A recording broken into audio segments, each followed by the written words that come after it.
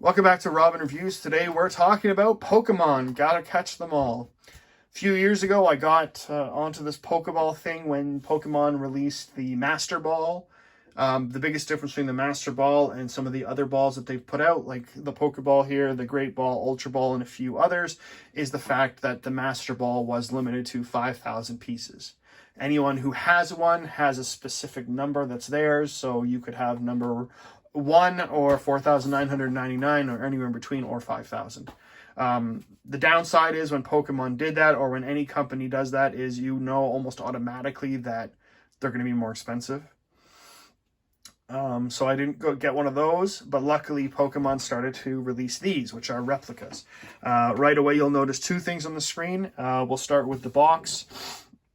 As you see the Pokemon logo, and they even have a hologram on the bottom. You still get a specific serial number, but there isn't a run limit on them. It's just so you know that yours is unique.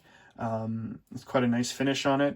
The one thing I don't understand necessarily is later on when they started bringing them out, they have different colored boxes, and so I believe it's the Healing Ball and the Ultra Ball, which are both black boxes versus the gray. And so I'm not really sure why they did that, but they are nice boxes.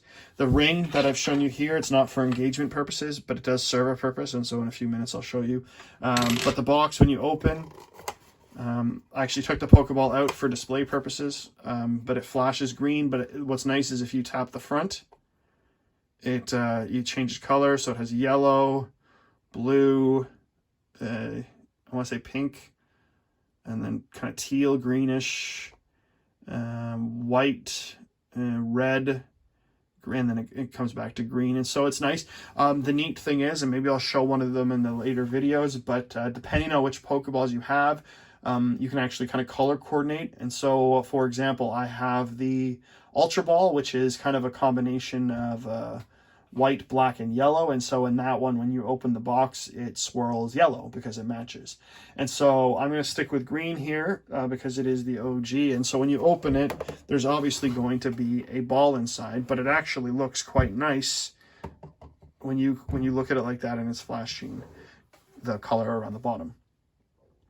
Now, the neat thing about this ring is it serves two purposes. And yes, I know that I'm showing the button in the back. That's for a completely different purpose, but I will explain that. And so the ring serves two purposes. One is you can actually display the Pokeball out without the box or anything, potentially saving battery life. Or if you want, you can actually take the ring, and the ring fits perfectly on the lid of the box. It won't go anywhere unless you pick it up. And you can actually sit the Pokeball on top, which is quite neat as well. Depending on space, you might find this one to be a bit tall, but it is another option to how to display the Pokeballs. And the reason I didn't is because here it is. That's the front of the Pokeball.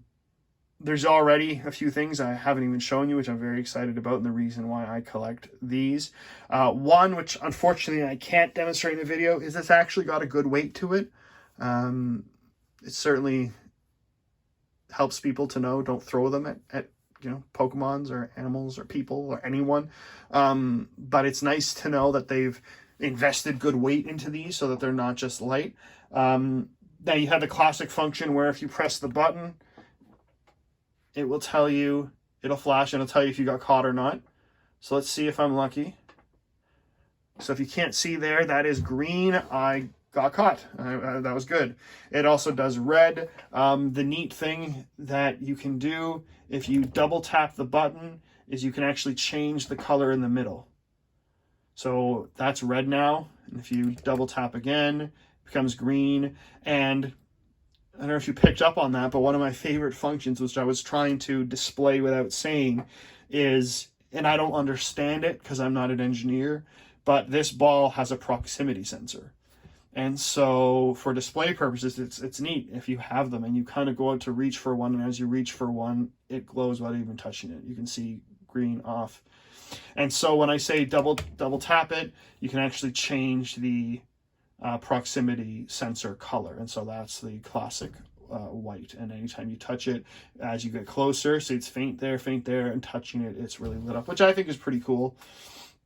Right now I have them displayed kind of like this, and I might post a picture in the comments, but I have it displayed like this at home, so I have the actual box piece behind it, but I have the ball out like this, which I just think is a nice way to do it. You do lose out on seeing the colors behind, but not behind, sorry, below inside the box.